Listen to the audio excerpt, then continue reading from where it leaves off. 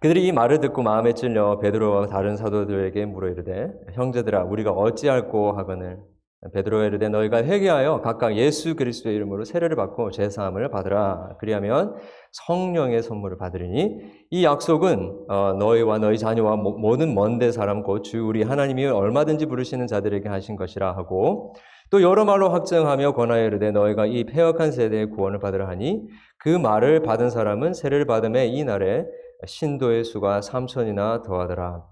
그들이 사도의 가르침을 받아 서로 교제하고 떡을 떼며 오로지 기도하기를 힘쓰니라.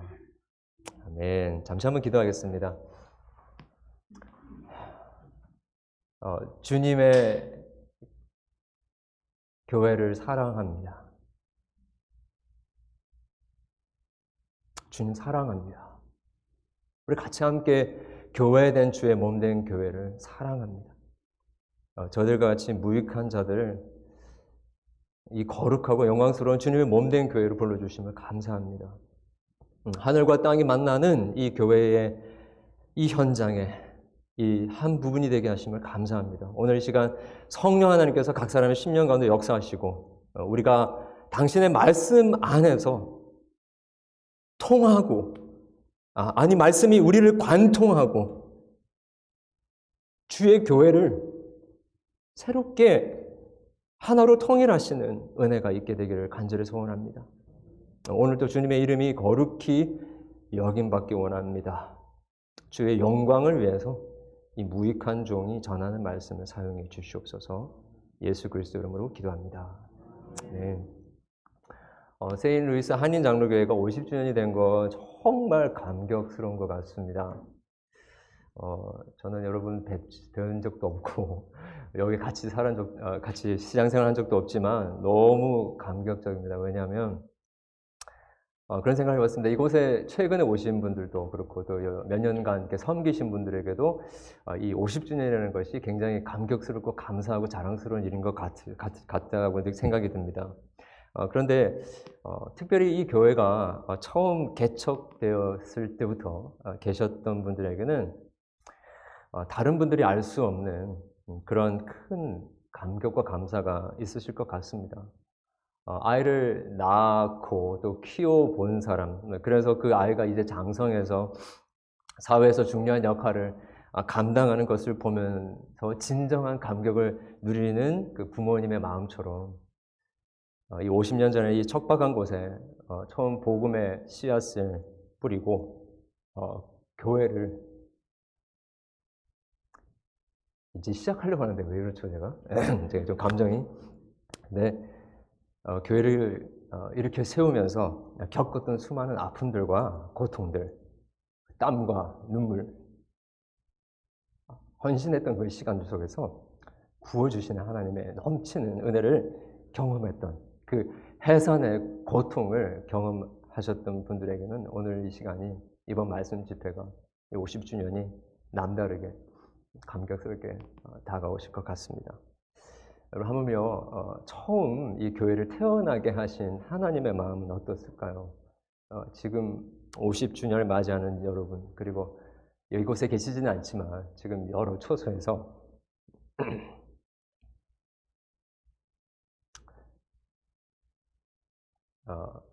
주님의 지체로 이렇게 예배드리고 또 교회의 교회됨을 이렇게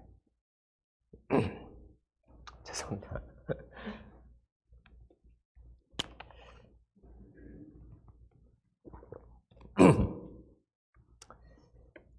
누리고 있는 그 분들을 보시면서 하나님의 마음이 얼마나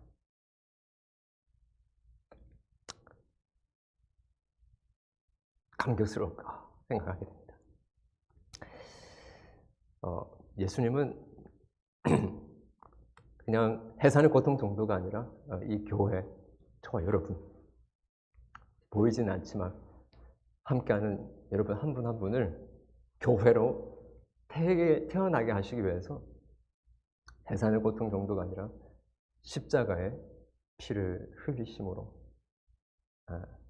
이 교회를 세우셨다라는 생각해 봤을 때 오늘 이 시간 계시는 여러분들과 또 우리 모두를 보시며 하나님의 마음이 얼마나 감격스러우실까 생각하게 됩니다. 오늘 저는 여러분들 데리고 교회가 처음 태어났던 그 시간으로 좀 가보길 원합니다. 오늘 우리 본문의 배경은 오순절 성령이 강림하시고 나서 베드로가 설교를 하고 교회가 탄생하는 그런 장면이죠, 그죠? 이 오순절은 하나님께서 예수님을 이 땅에 인간의 몸을 입게 태어나게 하시고 그리고 고난 받으시고 죽으시고 또 부활하시고 이제 승천하신 다음에 성령 하나님을 이렇게 이 땅에 보내시는 것이었죠. 쉽게 이야기하면 이 성육신과 죽으심과 부활 그리고 승천 그리고 이 성령의 강림 이 사건은 모두가 하나님의 그 몸, 주님의 몸 된 그 교회를 태어나게 하시고자 하시는 하나님의 해산의 고통 혹은 피로 값주고 사신 그 모든 일들을 성취한 다음에 열매로 우리에게 주신 것이다라고 이야기를 하는 것입니다. 여러분 오순절이라는 그 펜티코스트라는 것이 여러분 슬라이드를 뭐 이렇게 좀 알아서 이렇게 해주시면 더 좋을 것 같아요. 제가 못 넘기니까. 그래서 6월절과 오순절 사이에 있죠, 그죠? 거기 보면 추수절이 있습니다. 그래서 이 오순절이라는 것은 그야말로 추수의 때를 이야기하는 것인데 마지막으로 하나님께서 이 추수의 때로 예수님께서 행하신 모든 일들을 마무리하면서 이제 이 땅의 선물로 그 첫 추수의 수확으로 이 땅에 주신 것이 바로 교회다라는 것입니다.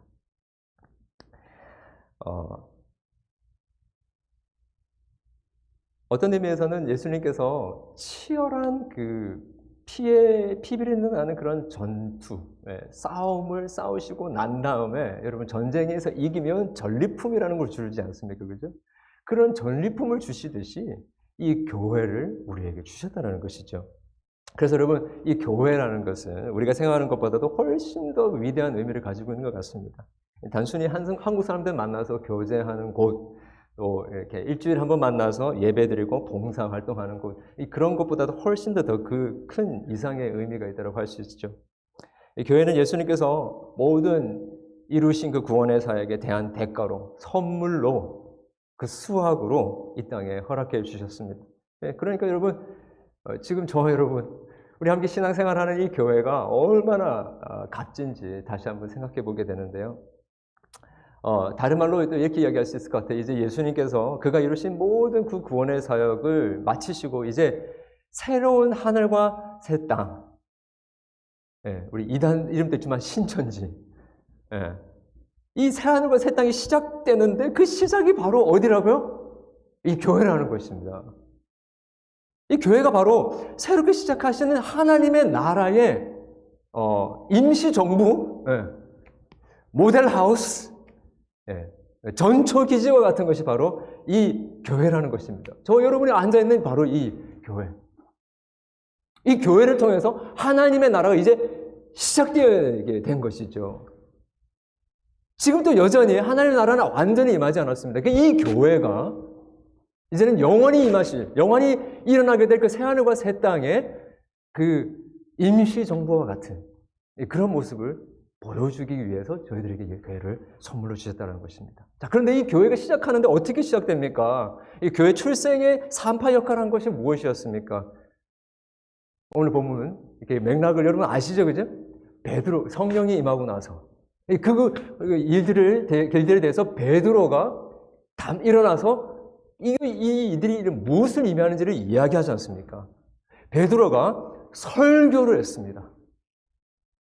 그 설교, 하나님의 말씀을 전하고 세상 그 당시에 방방곳곳에서 온 3,000명이 넘는 사람이 회개하고 주님께로 돌아오는데 이게 바로 교회 아닙니까? 그죠? 교회의 시작은 한 사도의 말씀 선포를 통하여서 시작이 된 것을 우리가 보게 됩니다. 그 말씀의 선포의 결론은 무엇이었죠? 예수가 그리스도고 너희가 그 예수를 십자가에 못 박았느니라 라는 것이 그 말씀의 결론이었습니다. 그리고 하나님께서는 그 예수를 죽음 가운데 살리셨고 주와 그리스도가 되게 하셨다라는 것. 이것이 바로 사도 베드로의 메시지의 결론이었어요. 거기에 있었던 사람들은 베드로를 포함해서 예수님이 십자가에 달려 돌아가시는 그 현장에 계시지 않았습니다. 그냥 그 사람들은 나라를 잃어버린 저 멀리 흩어져 있던 디아스포라였습니다. 나라를 빼앗겨서 흩어진 민족, 그들이 명절을 지키기 위해서 고국으로 돌아온 디아스포라였죠. 그래서 하나님의 그 큰 일이 이 난곳 방언으로 들리게 됐다라고 했는데 그것을 들었던 사람들이었습니다. 그들에게 베드로가 뭐라고 설명하냐면 한 번 또 여기 예수님이 십자가에 돌아가셨을 때 그 현장에 있었지도 않았던 사람들을 향해서 너희가 예수를 죽였다라고 이야기를 하고 있습니다. 너희가 하는데 아무도 대꾸를 못해요. 왜 그랬을까? 언제 예수님을 십자가에 못 박았다는 거예요? 라고 생각할 수 있는데, 그렇죠? 실제로 예수님을 못 박은 사람은 로마 군대였고 군사들이었고 유대 지도자들 아니었습니까? 지금 여기 있는 사람들은 예수님이 죽은 건 상관이 없다라고 생각할 수 있습니다. 근데 그 베드로의 설교를 들으면서 성령님께서 역사하시니까 그전에는 예수님이 죽으신 사건과 그 십자가 사건과 아무런 관계가 없다라고 생각했던 사람들 가운데 이상한 일이 일어나게 되었습니다. 예수님이 죽으신 그 사건은 다른 사람의 사건이 아니라 왜 예수님이 죽었느냐? 너희가 십자가에 예수님을 못 박았다라고 했을 때에 왜 그런지 모르는데 바로 예수님이 죽으신 이유가 내 죄 때문이었구나라는 것을 깨닫게 되게 된 것입니다. 예수님께서 바로 자기 죄 때문에 그 죄를 사하시기 위해서 십자가에 죽으셨다는 것을 그때 깨닫게 됐다는 것이죠. 그럼 바로 교회는 이 예수님에 관한 선포로 전혀 예수님하고는 상관없다라고 생각했던 사람들이 이제 비로소 예수님이 나의 죄 때문에 십자가에 죽으셨던 것이구나라는 것을 깨닫게 되어질 때에 그 사람들이 교회가 되게 되는 것입니다. 교회가 시작되는 것이죠. 그 베드로의 설교의 회중들이 반응을 하게 됩니다. 복음이 전파되어지는 곳에는 항상 반응이 있습니다. 어떤 분들은 좀 졸았는데요. 자고 있었는데요. 아무 반응 안 했는데요. 그렇게 이야기할 수 있는데 그것도 또 한 종류의 반응인 걸 아시죠, 여러분? 안 들을래요. 그 말씀 나하고 상관없어요 하는 반응입니다. 말씀이 선포되어지는 것에는요, 반응이 없을 수가 없습니다. 그것을 거부하든지 아니면 그것을 받아들이든지. 예수 그리스도의 복음이 선포되어졌을 때에 그 전에 상관없었던 예수님의 십자가가 나의 사건으로 경험되어지면서 회개하게 되는 역사가 일어날 때 그때 우리는 비로소 주님께서 그토록 십자가에 죽기까지 하시면서 죽으시고 부활하시고 승천하신 그 모든 사건을 통해서 우리에게 주시고자 하셨던 그 선물, 그 교회가 그때 바로 태어나게 된다는 것입니다. 반응을 할 때, 말씀에 반응하게 될 때에 교회가 생겨나게 되는 것입니다. 마음에 찔렸다고 그래요. 여기 찔렸다라는 표현이 어떤 분들은 찔렸다고 하니까 그냥 조금 뜨끔했구나 이렇게 생각하실 수 있는데 그런 정도가 아니고 영어로 보면요. 슬라이드가 이렇게 보여주실지 모르겠는데 NIV 같은 경우는 they were cut to heart 이렇게 이야기하고 있어요. 마음이 찢어졌다는 거예요. 그리고 KJV에 보면 they were pricked in the heart라고 마음이 그냥 훅 찔렸다는 것입니다. 제가 좋아하는 NSAB도 보니까 they were pierced to the heart 이렇게 그냥 pierce, 언제 piercing이라는 말을 씁니까? 그냥 뚫리는 거죠. 막 가슴이 그냥 확 뚫리는 것을 이야기하는 것입니다. 하나님의 말씀은 칼이라고 하셨죠. 하나님의 말씀이 검이 되어서 우리의 돌짝박 같고 꽉 막힐 것 같고 돌같이 딱딱한 우리의 마음을 확 깨고 들어오는데 그것이 바로 성령의 역사였다는 것이죠. 종종 이렇게 교회 처음 오시는 분들이 그런 이야기를 할 때가 있어요. 목사님, 좋은 말씀 들고 갑니다. 네. 어떤 분들은 강연 잘 듣고 갑니다. 이제 그렇게도 이야기를 하시죠. 무슨 말씀인지 이해를 합니다. 그냥 여러분, 이 설교는, 말씀은 wow, that's a great idea. 너무 좋습니다. 라는 식으로 그냥 넘어갈 수 있는 종류의 말이 아니라는 것이죠. 이 찔렸다라는 말은요, 많은 정보를 얻고 간다는 말이 아닙니다. 이 찔렸다라는 것은 정말 그게 진리군요. 정말 그게 사실이군요. 내가 인정하고 싶지 않았고 부정하고 싶었고 부인하고 싶었는데 모른 척하고 있었는데 그게 사실인지 이제 알았습니다. 예.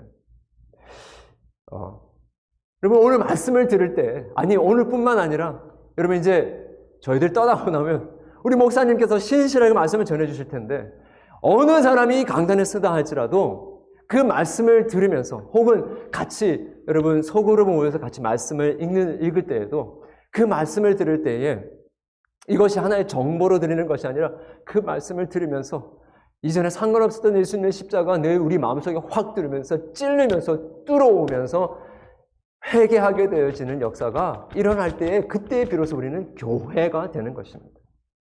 네. 그런 찔림이 오늘도 있기를 바랍니다. 네. 여러분, 그 다음에 어찌할 거라고 이야기를 하는데요. 이게 자기가 무너지는 소리 아닙니까? 그죠? 네. 자기가 의지하고 붙들었던 것들이 무너지는 소리입니다. 네. 그전에는 몰랐던 자기 정체성을 발견하게 되면서 몸소리치게 놀라고 하는 것입니다. 그러면서 자기 부인을 하게 되는 것이죠. 더 이상 내가 아니구나. 이제 내가 사는 것은 날 위해 십자가에 죽으신 예수 그리스도를 위해 사는 것이구나라는 것이 그때 확 들어오게 되는 것 아닙니까? 이 사도행전을 보게 되면 회개했던 사람들이 여러 번 나오지 않습니까? 그죠? 네, 그 사람들을 보니까 누가 회개했습니까? 제일 유명한 사도 바울. 네. 우리 인생할 때 회개하면 죄를 많이 짓고 살인죄를 짓는다든지 도둑질을 한다든지 관계를 깨뜨리는 그런 흉악한 사람만 회개를 한다고 생각하는데 사실 그렇지 않죠. 예. 유대인 중에 유대인이고 그리고 헬라인으로서도 헬라인의 그 시민권을 가지고 있었던 그 바울이라는 사람, 바리새인 중에 바리새인이었던 바울이 회개하지 않습니까? 뿐만 아니라 이방인이었음에도 불구하고 이 로마 군대의 백부장이었던 이 고넬료, 많은 사람들을 구제했던 그 사람이 회개했죠. 그죠? 또 누가 회개합니까? 니고데모는 사내들인 공회의 멤버였습니다. 오늘날로 따지면 큰 교단의 총회의 탑 랭킹 스텝이었다는 것이죠. 오피서였다는 것이죠. 그런 사람이 몰래 예수님께 나와서 어떻게 해야 구원을 받을 수 있습니까? 물어봤다는 것이죠. 여러분, 자기가 예수님을 십자가에 못 박은 장본인이라고 생각한 적이 없었던 사람들, 그런 사람들이 예수님을 만나고 나서 회개하게 되었던 것이죠. 어찌할꼬 하면서 자기 자신이 무너지는 그런 것들을 경험했던 것입니다. 여러분, 바로 이것이 이러한 고백을 했을 때에 이제 이 약속은 베드로가 이야기합니다. 너희와 너희 자녀와 모든 먼 데 사람 곧 주 우리 하나님이 얼마든지 부르신 자들에게 하신 것이라 하고 또 여러 말로 확증하면서 이 패역한 세대에서 구원을 받으라. 그리고 나서 세례를 받고 이 3,000명이 넘는 사람이 교회가 되는 것입니다. 이렇게 말씀에 반응하게 될 때 가슴에 찔려 칼로 베는 것 같은 회개가 있었을 때에 이제 교회가 탄생하게 되는 것이죠. 자, 그러면 탄생하고 나면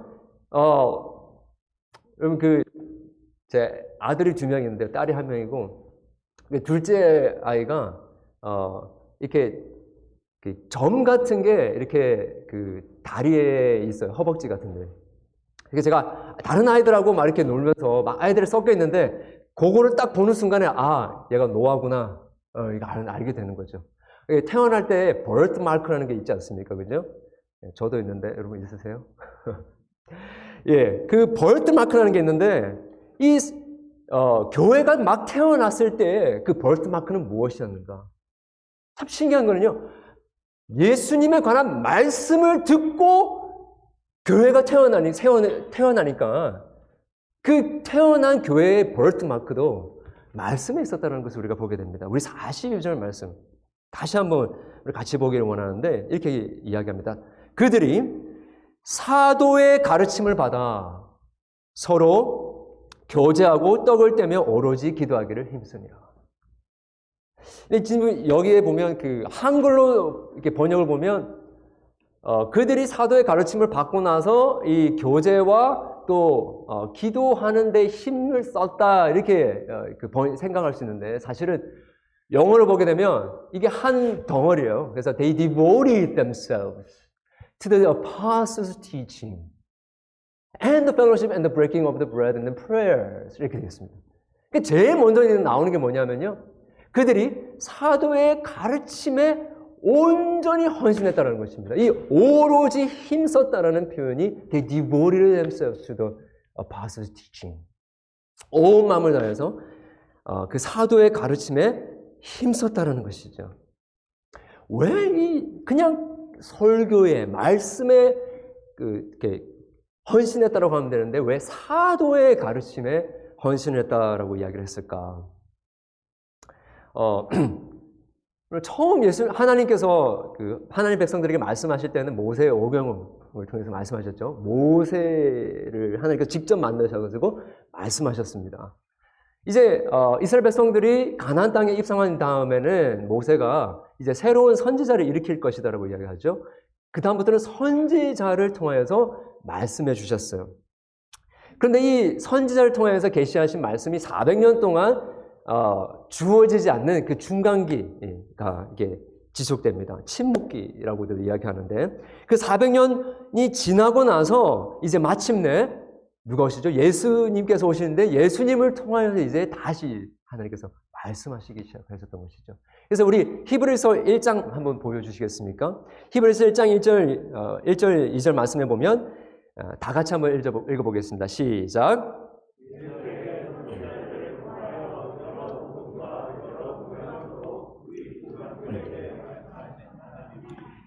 이 모든 날 마지막에는 아들을 통하여 우리에게 말씀하셨으니 이 아들을 만유의 상속자로 세우시고 또 그로 말미암아 모든 세계를 지으셨느니라. 이 마지막 때는 예수님을 통하여서 말씀을 하기 시작하셨다는 겁니다. 예수님 그 자체가 로고스, 그죠? 하나님의 말씀 그 자체셨습니다. 그 다음에는 예수님께서 택하신 12 제자를 통하여서 이제 예수님이 이제 죽으시고 부활하시고 승천하신 다음에는 성령이 그 12 제자들에게 임함으로 말미암아서 그들을 통하여 하나님의 그 직접적인 계시가 이어져 가게 됐던 것이죠. 그래서 여러분 기억하시겠지만 가룟 유다가 이제 제자의 그 12명에서 이렇게 탈락한 다음에 사도행전을 뭘로 시작하죠? 다른 한 제자를 예수님의 그 사역을 이어갈 한 사람 마띠아를 뽑는 것을 시작하지 않습니까?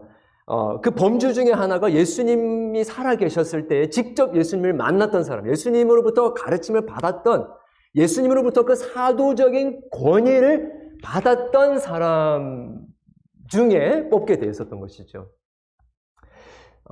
이 사도에게 주어진 그 권위가 너무나도 중요한 이유는요. 예수님께서는 어제도 우리 박 목사님께서 말씀해 주셨지만 예수님께서 이제 승천하신 다음에 성령을 보내셔서 직접 말씀해 주시는데 다른 사람들에게 말씀하지 아니하시고 이 12 제자, 이제는 12 사도들에게만 말씀하시겠다라고 하신 것입니다. 그래서 여러분 마지막 사도라고 불리우는 이 바울이 그토록 자기의 사도직을 변호하면서 나 같은 자에게 마지막으로 부활하신 예수님께서 나타나셨다는 것을 강조하는 이유가 바로 거기에 있죠. 그러면서 베드로에게는 우리 어제 말씀 우리가 나눴던 것처럼 내가 너에게 천국의 열쇠를 주겠다라고 말씀하셨고요. 데살로니가 전서 2장 13절을 보게 되면 이 하나님께서 이 사도들을 통해 주시는 그 말씀들을 이 제자들의 말로 듣지 아니하고 하나님의 말씀으로 받았다라는 그 기록을 우리가 보게 됩니다. 자, 그래서 여러분 이 apostles teaching 할 때 거기에 앞에 정관사가 붙어요. The apostles teaching. 그 사도적 가르침에 헌신했다라고 하는데 그것이 중요합니다. 왜냐하면요, 내가 이것은 하나님으로부터 받은 말씀이다라고 해서 아무나 전할 수가 없었다라는 것이에요. 예수님을 만났던 사람, 예수님으로부터 직접 그 사역을 경험했던 사람, 특별히 The Apostles Teaching은 예수 그리스도의 죽으심과 그분의 성육신과 죽으심과 부활과 승천과 예수님께서 행하신 그 모든 삶과 그 사역을 통하여서 하나님이 우리를 구원하셨다라는 그 메시지, 그 The Apostles Teaching, 그것은 한 가지밖에 없었기 때문에 그 다른 것을 이야기하는 자들은 아무리 그 이야기가 감동이 되고 우리에게 용기를 주고 우리의 마음을 위로하고 우리에게 스피릿을 업리프트 시키는 그런 말씀이라 할지라도 그것은 It's not the apostles' teaching.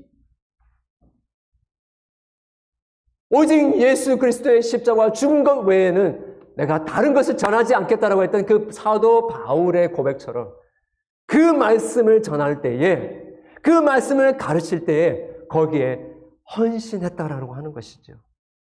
이것이 바로 초대 교회의 birthmark. 교회가 무엇이었냐 했을 때에 거기서부터 시작하는데 그것이 바로 사도의 가르침에 헌신했다는 것입니다. 시간이 없어서 다 보지는 못하겠지만 여러분 에베소서 4장에 보면은 이야기가 나옵니다. 하나님께서 이제 시편 68편 말씀을 인용하면서 저 높은 곳으로 오르시면서 사로잡은 자들을 취하시고 선물들을 사람들에게 받으시며 반역자들로부터 받으시니 여호와 하나님이 그들에게 함께 하시기 때문이었다라고 이야기를 합니다. 이것을 사도 바울이 인용을 해요. 어떤 컨텍스트냐면 하나님께서 전쟁 가운데 승리를 주셨다라고 하면서 선물로, 전리품으로 이 선물을 주셨다라고 이야기하는데 그 이어서 11절부터 보시게 되면 누가 나오냐면요. 그가 어떤 사람은 사도로, 어떤 사람은 선지자로, 어떤 사람은 복음 전환자로, 어떤 사람은 목사와 교사로 삼으셨다. 앞에서 말씀드린 것처럼 예수 그리스도께서 피를 흘려 나는 싸움을 싸우시고 승리하신 다음에 선물로 주신 게 교회라고 했는데 그 교회에 주신 또 특별한 선물이 무엇이냐면 여기 나오는 선지자, 여러분 또 복음 전하는 자, 목사와 교사 다 누굽니까? 말씀을 전하는 사람들이에요. 말씀을 가르치는 사람들입니다. 이 사람들이 선물이라는 것이죠. 목사님들이 얼굴이 잘생겨서 선물이 아니고요. 스펙이 좋아서 뭔가 탁월한 것이 있어서 선물이 아니라 하나님께서 주시고자 하셨던 그 복음의 말씀을 가르치는 하나님의 입이기 때문에 교회에 주신 선물이라고 이야기하는 것입니다. 그 말씀을 통해서 12절에 보면 비로소 성도가 온전하게 되어지고 봉사일을 하게 되며 그리스도의 몸이 세워지게 된다라고 이야기를 하고 있어요. 우리가 다 하나님을 아는 아들을 믿는 것과 아는 일에 하나가 되어서 온전한 사람을 이루어 그리스도의 장성한 분량에 충만한 데까지 이르게 된다라고 이야기를 하셨던 것입니다. 여러분 바로 이 이유 때문에 오늘날에는 실은 이 선지자도 없고요. 사도도 없습니다. 네. 만약에 누군가가 나는 사도다로 이야기하시면요. 아니다라고 생각하셔야 돼요. 왜냐하면요. 하나님의 특별한 계시는 이제 요한계시록을 말미암아서 다 완성되었기 때문에 더 이상의 특별한 계시는 주어지지 않게 되었던 것입니다. 그러면 목사는 지금 강단에서 우리 말씀을 전하는 사람은 누구인가? 네. 사도의 가르침을 따라서 먼저 자기 자신이 사도의 가르침에 헌신한 사람들이고 그렇기 때문에 그 헌신함으로 말미암아 얻게 되고 배우게 되고 깨닫게 된 그 하나님의 그 사도의 가르침을 성도들에게 그냥 있는 그대로 전하는 사람들이라는 것이죠. 그래서 여러분 목사들의 잠은요 자기 이야기하는 게 아니고요. 사도의 가르침을 있는 그대로 전하면 되는 것입니다. 근데 이게 쉽지 않아요. 이게 쉽지 않아요. 정말 사도의 가르침을 제대로 배우기 위해서 정말 신학교에서 어마어마한 원어 공부도 하고요. 역사의 속에서 어떻게 성경을 해석했는지도 공부하고 조직신학도 공부해서 교리가 어떻게 성경 전체를 통하여서 결론으로 주어지는지를 공부를 합니다. 지금 또 기억하는데 우리 목사님이 기억하시는지 모르겠지만 제가 막 신학교 1학년을 들어갔는데 목사님 아마 졸업반쯤 됐었던 것 같아요. 근데 서로 좀 이렇게 시험 기간이었던 것 같은데 그 전까지는 안 보이셨어요. 우리 목사님이 어디 계셨는지 김경무 목사님께서. 그래서 아파트에서 계속 공부만 하셨구나. 그래서 저런 분이 계셨는지 이제 시험 기간이 되셔서 이렇게 올라오시는데 그때 알게 됐어요. 이렇게 인사를 했는데 너무 초췌하시더라고요. 목사님은 아실 것 같아요. 정말로 밤을 새면서 코피가 터지더라도 재정적으로 힘들어도 아이를 키우면서 또 사역을 하면서 밤을 새고 졸면서 차를 몰고 신학교를 내려오다가 사고가 날 뻔하더라도 말씀을 공부하기 위해서 사도의 가르침을 제대로 알기 위해서 노력했던 기간들이 생각이 납니다. 그렇게 해서 그 사도의 가르침을 제대로 전할 때에 나의 웅변력이 아니라 그 하나님의 말씀의 그 자체의 능력을 믿기 때문에 하나님의 말씀은 살아있고 활력이 있어 좌우의 날선 어떤 것보다도 예리하여 혼과 영과 및 관절과 골수를 찔러 쪼개기까지 하며 또 마음의 생각과 뜻을 판단하는 그 말씀의 능력을 우리가 믿기 때문에 내 말이 아니라 우리의 말이 아니라 도대체 사도의 가르침이 도대체 무엇일까라고 생각하면서 깨닫기 위해서 열심히 공부하고 그 말씀의 자체의 능력을 믿기 때문에 한치에도 오차도 없이 하나님의 말씀을 신실하게 전하고자 하는 그러한 모습으로 준비되고 같은 모습을 저희들이 생각하게 됩니다. 그랬을 때에 그 말씀의 능력이 그 말씀 자체가 하나님의 능력이 되어서 성도들의 딱딱한 가슴을 뻥 뚫어지게 하는 능력이 생겨나게 되고 보이지 않았던 영적인 리얼리티를 이제 보게 되어지고 눈에 그 비늘이 벗겨지듯이 보지 못했던 것들을 보게 되며 돌같이 딱딱하고 철같이 딱 차가운 우리의 이 마음이 눈같이 녹아져지는 그런 역사가 일어나게 된다는 것을 믿기에 우리가 그렇게 사도의 가르침에 헌신했고 또 우리 성도님들에게 그렇게 사도의 가르침에 헌신하도록 우리가 권면드리는 것입니다.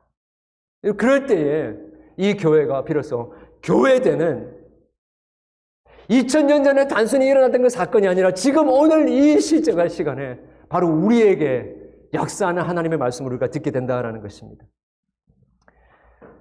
여러분, 이 오로지 힘을 썼다. They devoted themselves. 이거를요, KJV는 이렇게 번역을 하더라고요. Continued, steadfast, persistent, 인주하는 것입니다. 대동단결해가지고요, 함께 딱 달라붙어가지고 떨어지지 않는 것, 그런 모습으로 교회 생활을 했다는 것입니다. 제가 이거 보면서 올해 2021년을 시작하면서 저희 교회에서 제가 왜 그런 마음이 들었는지 잘 모르겠어요. 근데 2021년 시작하기 전에 이제 팬데믹 기간이니까 도대체 뭐가 우리 성도들에게 우리 교회를 세우는데 굉장히 중요할까? 묵상하는데 말씀이다. 말씀으로 그러니까 기본으로 돌아가야 된다 다시. 근데 그런 마음을 하나님께 주셨어요. 그래서 이제 성경 통독을 이제 많이 못하신 분들이 계실 것 같아가지고 90일 안에 성경 통독을 한번 해봤으면 좋겠다라는 이제 제안을 했고 1월 1일 딱 시작하면서 그 전에 모집을 했는데 생각보다 많은 분들이 이렇게 사인업 하셨어요. 그래서 우리 모이기 힘드니까 이 줌으로 우리 온라인으로 같이 성경 통독한 다음에 일주일에 한번 모여가지고 하나님이 주신 은혜를 함께 나누자 이렇게 했습니다. 처음에는 약간 긴가민가하고 사람들이 이게 잘 따라올 수 있을까 그런 생각했습니다. 그런데 한 주가 지나고 두 주가 지나가고 처음에는 이거 할 수 있을까요? 했던 그런 분들이 계속해서 말씀을 읽어가는 과정 가운데서 놀라운 하나님의 은혜를 경험하기 시작하는 거예요. 저도 그런 일이 일어날 줄은 몰랐습니다.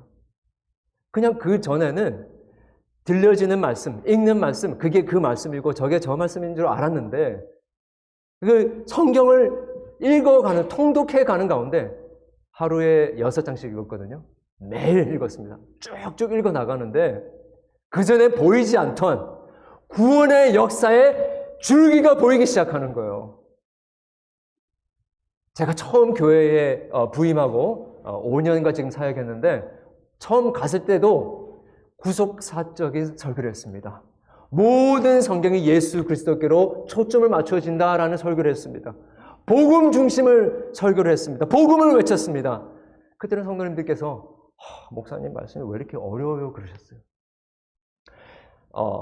그냥 착하게 성실하게 교회를 섬기면 하나님께서 복을 주시고 윤택한 삶을 산다라는 정도의 신앙생활을 하셨을 줄은 모르겠어요. 제 복음의 메시지가 낯설게 다가오셨던 것 같아요.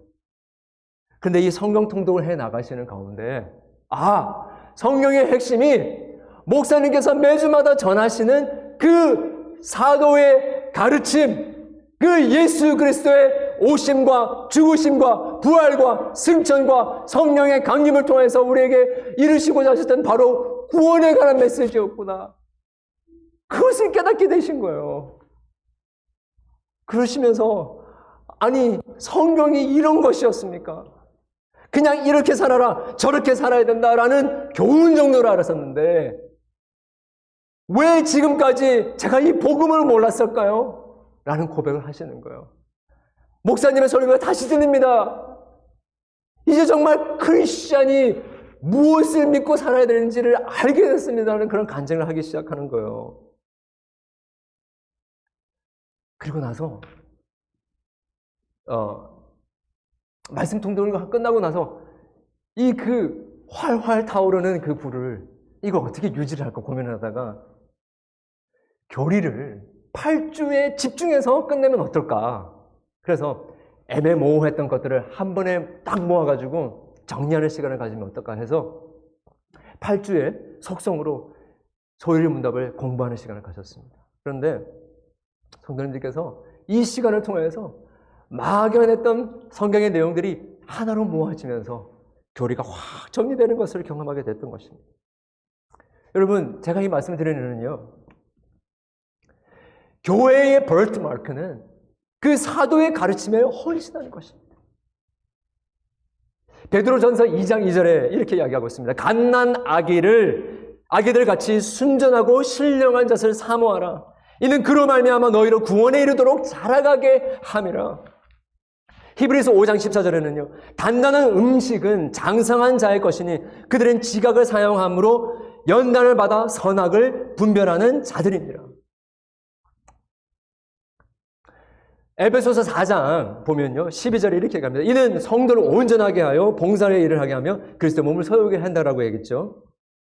우리가 다 하나님의 아들을 믿는 것과 아는 일에 하나가 되어 온전한 사람을 이루어 그리스도의 장성한 분량이 충만한 데까지 이르리니 이는 우리가 이제부터 어린아이가 되지 아니하며 사람의 속임수와 간사한 유혹에 빠져 온갖 교훈의 풍조에 밀려 요동하지 않게 하려 함이라. 여러분, 우리가 교회가 교회되게 되는 유일한 길은요, 사도의 가르침, 그 말씀에 헌신하게 되질 때 우리 교회의 교회됨을 유지하게 되는 것입니다. 여러분, 청교도 중에 존 바년이라는 청교도가 이런 이야기를 했습니다. 이 얘기를 말씀드리기 전에 코카콜라의 회장이 한 유명한 말이 있죠. 내 혈관에는, 혈관 속에 흐르는 것은 피가 아니라 코카콜라다. 근데 실은요, 이 코카콜라 사장이 그 전에 청교도가 이야기한 것을 카피한 것 같아요. 존 번연이 이런 이야기했습니다. 성도들의 혈관에는 말씀이 흘러야 한다.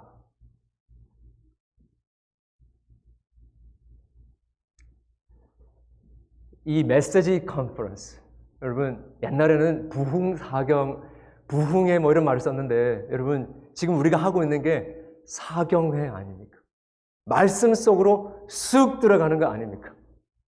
여러분 성도, 교회는 누굽니까? 그 속에 말씀이 흐르는 거예요. 그래서 권사님 오보세요. 피검사 한번 해봅시다. 그러면 거기에 말씀이 나와요. 진짜 좀 그렇게 하는 테스트가 있었으면 좋겠어요. 얼마나 말씀으로 사시는지. 여러분 이 팬데믹 기간 동안에 우리가 헌신해야 될 것은요, 사실 다른 많은 것에 있지 않습니다. 우리 교회의 교회됨은요, 바로 이 말씀 속에 있는데 우리 이 말씀에 헌신해 보기를 원합니다. 좀 구체적으로 여러분 한 두 가지만 좀 말씀을 드리고 적용하고 마치고 싶어요. 첫 번째는 교회 멤버십에 대해서 좀 이야기를 하고 싶습니다.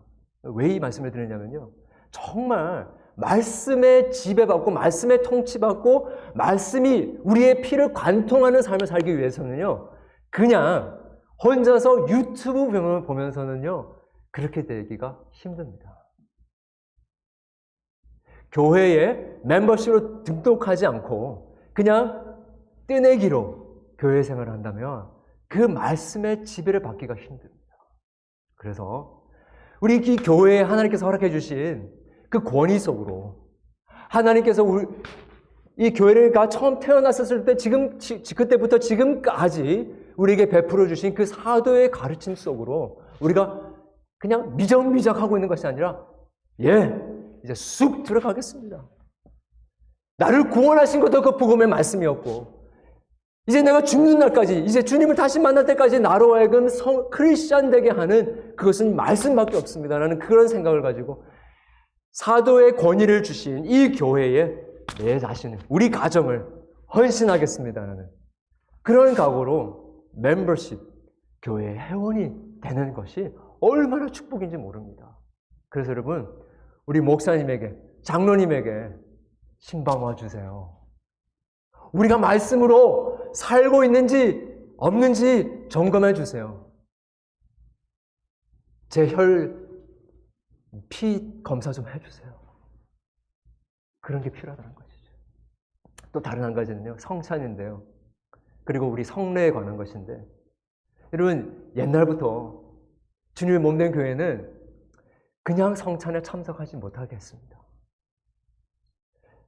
교회의 장로들이 한 가정 한 가정 방문하면서 그 가정이 사도의 가르침 속에 복음을 현재적으로 경험하고 있는지 없는지를 살피며 점검하며 테스트하며 신방을 하면서 그대로 살폈습니다.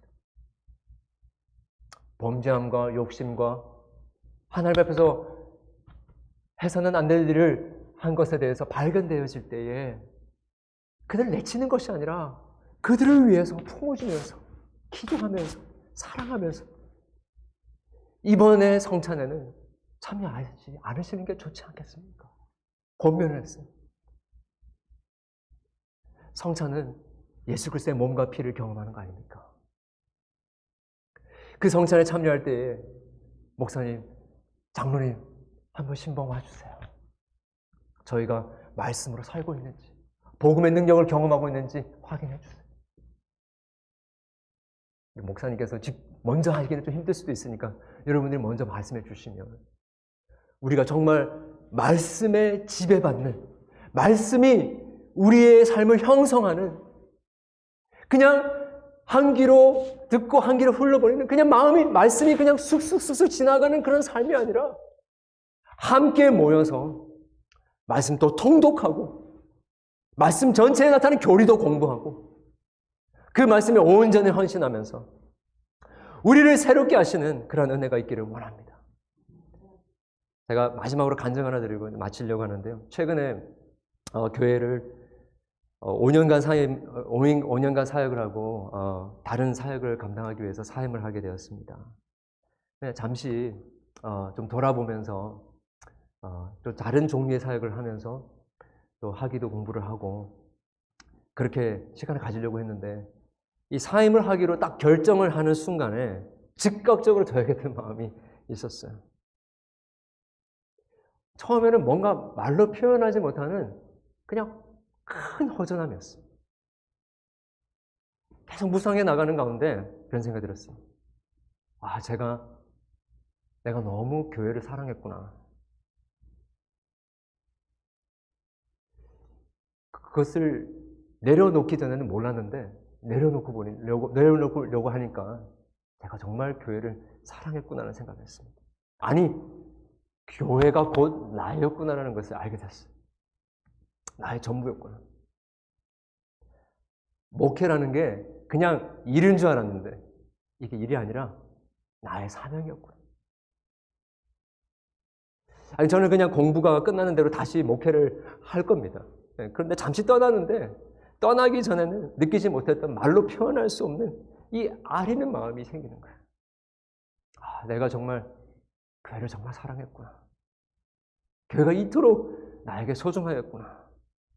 어쩌면 내 목숨과도 바꿀 만한 그런 가치가 이 교회였구나라는 것을 이번에 느끼게 됐어요. 어제 우리 두 목사님께서 또 우리 오늘 성목사님께서 말씀을 전해주시는데 사실 저는 여러분은 잘 모르겠습니다. 근데 제가 앞에서 말씀을 드리는데 제가 은혜를 그냥 다 받은 것 같아요. 네.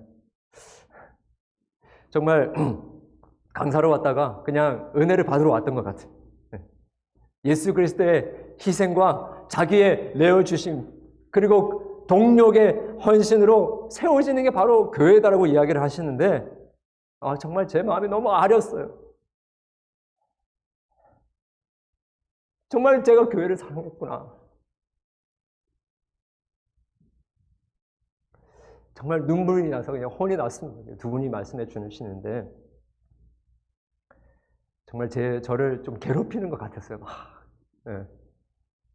근데 마지막에 이제 축도를 하시기 전에 김 목사님께서 찬송가를 부르시자는데 네, 주의 나라 주 계신 성전과 피 흘려 사신 교회를 늘 사랑합니다. 찬양하는데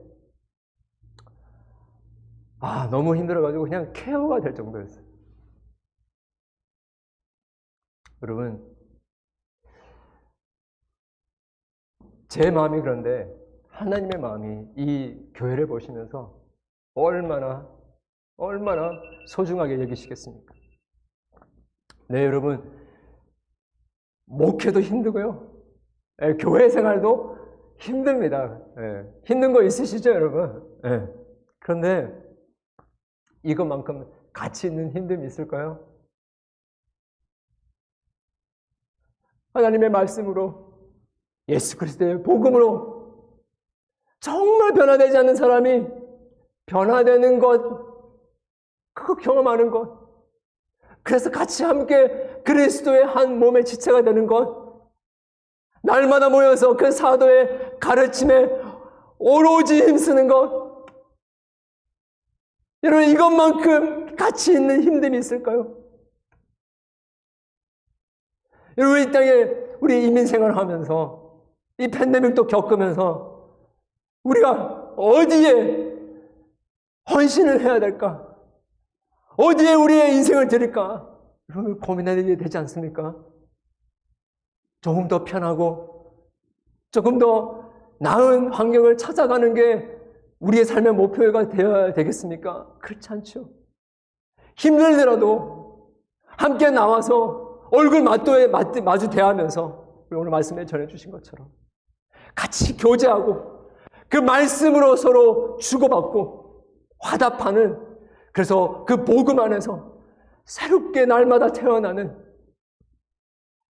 이 교회보다 가치 있고 이 교회보다 소중한 것이 어디 있겠습니까? 우리 같이 이 새로운 또 다른 50주년을 바라보면서 여러분 이 사랑하는 세인루이스 한인 장로교회 모든 성도님들, 그리고 함께 하는 우리 모든 성도님들 안에 이 사도의 가르침, 그 하나님의 복음씀에 온전히 오로지 힘쓰게 되는, 그래서 하나님이 기대하셨던 그 천국의 새하늘과 새 땅의 그 풍성한 열매가, 그 생명들이 우리 가운데 누려지게 되는 축복이 저와 여러분에게 되기를 주님의 이름으로 소원합니다. 기도하겠습니다.